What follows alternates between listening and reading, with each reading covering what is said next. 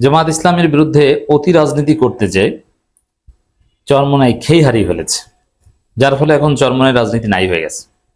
দর্শক, 12 ফেব্রুয়ারি নির্বাচনকে কেন্দ্র করে যেদিন চরমোনাই বা ইসলামী আন্দোলন বাংলাদেশ জামাত নেতৃত্বাধীন জোট থেকে বেরিয়ে গিয়েছিল, সিট ভাগাভাগির হিসাব পছন্দ মতো না হয়, আমি সেই দিনই বলেছিলাম যে আগামী 5 বছরের জন্য বাংলাদেশে চরমোনাইয়ের রাজনীতি অপ্রাসঙ্গিক। তাদের কোনো রাজনীতি নেই, এখনো নাই। এই যে তাদের রাজনীতি নেই, রাজনীতি তার প্রাসঙ্গিক না, ঠিক আছে, এটা তাদের একটা সময়। তারা এখন সংগঠন গুছাক, নিজেদেরকে গতিশীল করুক, নিজেদেরকে যোগ্য স্মার্ট এগুলো হিসাবে গড়ে তুলুক এবং তরবিয়তমূলক প্রোগ্রামগুলো বেশি করুক, যার ফলে একটা পর্যায়ে আবার রাজনীতিতে প্রাসঙ্গিক হওয়ার সময় আসবে। 5 বছর পর, 4.5 বছর পর, অথবা 3.5 বছর পর, তখন তারা ভালো করবে।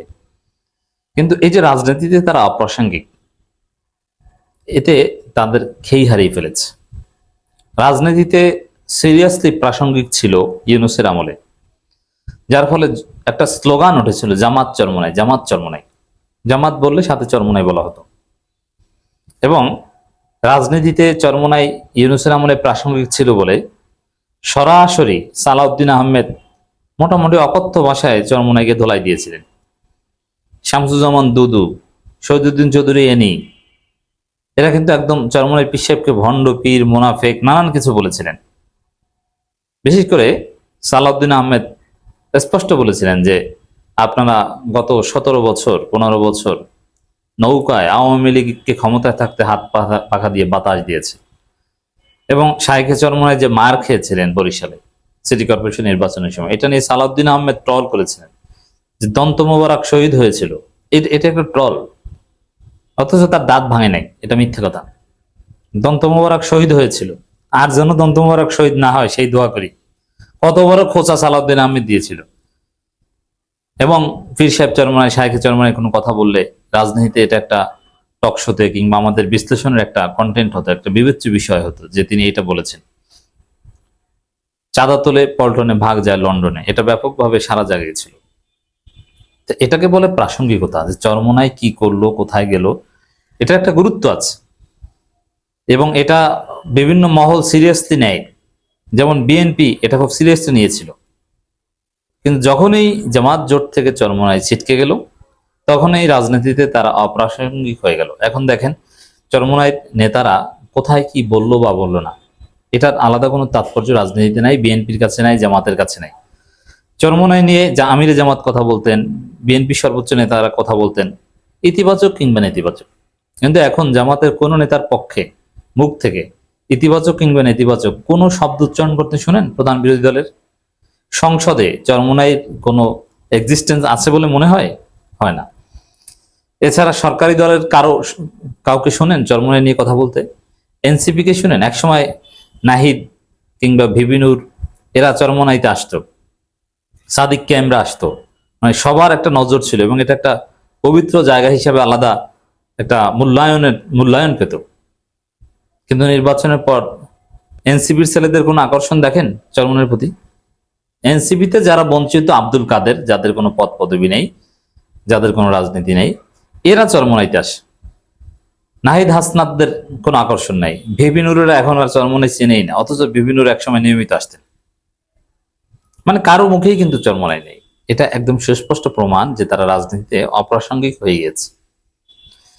তো দর্শক, তাদেরকে দেখলাম যে আগ্রাসন বিরোধী একটা বিক্ষোভ মিছিল করেছে জাতীয় মসজিদ বাইতুল মুকাররমের উত্তর গেটে।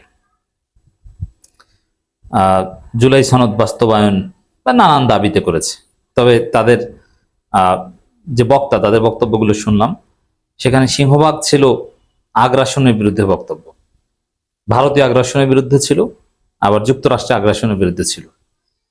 তাদের পুরো বক্তব্য বিশ্লেষণ করে আমার কাছে যেটা মনে হয়েছে যে বিএনপির বিরুদ্ধে, মানে সরকারের বিরুদ্ধে যতটা না রাজনীতি করে, তার চাইতে জামাত ইসলামের বিরুদ্ধে রাজনীতি করে। এর মানে চরমোনাই বিরোধী দলের বিরুদ্ধে রাজনীতি করে। তা এটাই হচ্ছে রাজনীতি খেই হারিয়ে ফেলা, তাদের রাজনীতি না থাকা। বিরোধী দলের বিরুদ্ধে কোনো রাজনীতি হয় না। বিরোধী দলের বিরুদ্ধে রাজনীতি হয় সরকারি দলের। তা আপনি বলছেন যে সরকারি দলেও না, আবার বিরোধী দলের বিরুদ্ধে বিরোধিতা করছেন।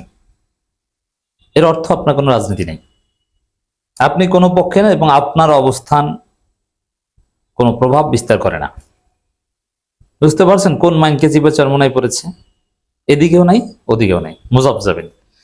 তো দর্শক, এটা একটা দেউলিয়ত্ব যে তারা রাজনীতি করছে অথচ বিরোধী দলের বিরুদ্ধে রাজনীতি করছে, এবং অলিক কল্পনা বিলাসের উপর ভিত্তি করে রাজনীতি করছে।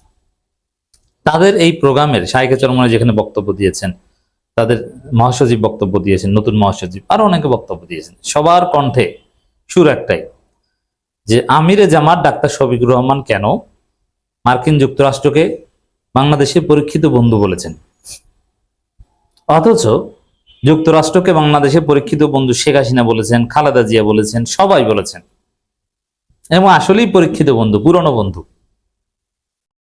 হ্যাঁ, এই বন্ধুত্বের মধ্যে দর কষাকষি, দেনা পাওনা, অনেক অভিযোগ আছে, সমালোচনা আছে, বাট বাংলাদেশ সবচেয়ে বেশি এনগেজড যুক্তরাষ্ট্রের সাথে। যুক্তরাষ্ট্র ছাড়া বাংলাদেশের ফরেন পলিসি অপূর্ণ।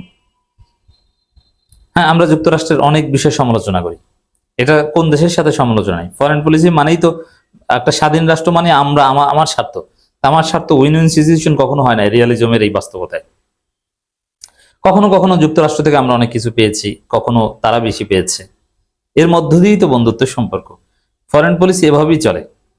ভারত কি সবসময় বাংলাদেশের উপর সন্তুষ্ট ছিল হাসিনার আমলে সব কিছুতে? না। যেমন হাসিনা চীন গিয়েছিল, ভারত এতে অসন্তুষ্ট ছিল। অতএব সবসময় কিন্তু উইন উইন সিচুয়েশন হয় না। তো এই জন্য যুক্তরাষ্ট্রের বিরুদ্ধে সমালোচনা থাকবে, ইত্যাদি ইত্যাদি। তারপরেও যুক্তরাষ্ট্র আমাদের পরীক্ষিত বন্ধু, এটা একটা সিম্পল কথা। আর পরীক্ষিত বন্ধু এর চাইতেও বড় কথা বলেছেন তারেক রহমান নিজে, তার বিরুদ্ধে বক্তব্য নাই। বিএনপি নেতারা বলেছেন, ডেপুটি স্পিকার কায়সার কামাল বলেছেন, তার বিরুদ্ধে বক্তব্য নাই। কিন্তু চরমনে পুরো প্রোগ্রাম জুড়ে জামাতের আমিরের বিরুদ্ধে বক্তব্য, তাকে ইঙ্গিত করে, এবং স্লোগান বের করেছে। এই স্লোগান কোথাও সারা জাগাতে পারেনি, এই স্লোগানের কোনো দাম নাই। যেমন ঢাকা না দিল্লি, এটা একটা ওয়েল নোন এস্টাবলিশ স্লোগান, কিন্তু ঢাকা না ওয়াশিংটন এই স্লোগান দিয়েছে চরমনে এই প্রোগ্রামে। কিন্তু ঢাকা না ওয়াশিংটন এই স্লোগানের কোনো তাৎপর্য আপনারা দেখেন? এই স্লোগানের নেসেসিটি অথবা এই স্লোগান কি আসলে সারা জাগাতে পারছে? আপনি ঢাকা না পিন্ডি এটা বললেও তো একটা কথা ছিল, কিন্তু অথবা দিল্লি নয়, পিন্ডি নয়, নয় কোনো অন্য দেশ, সবার আগে বাংলাদেশ, তারেক রহমান এটা মোটামুটি সারা জাগিয়েছে। কিন্তু ঢাকা না ওয়াশিংটন এটা কারো মুখে, চরমোনাইর লোকজনের মুখে ঠিক মতো শোনেন, এটা তো উচ্চারিতই হয় না। এর মানে তাদের রাজনীতি নেই, তারা একটা কিছু আবিষ্কার করলে ওটা কোনো বেরো নেই। এখন তারা যেটা বলছে যে সংসদে যে ককাস গঠিত হয়েছে, যে ককাসে আবার জামাতের এমপিরা বেশি, এই যে জামাত মার্কিন যুক্তরাষ্ট্রের দালালি করে, তারা পুরো প্রোগ্রাম এগুলো নিয়ে ব্যস্ত থেকেছে। অথচ তাদের উচিত ছিল সরকারের বিরুদ্ধে স্পষ্ট অবস্থান নেওয়া।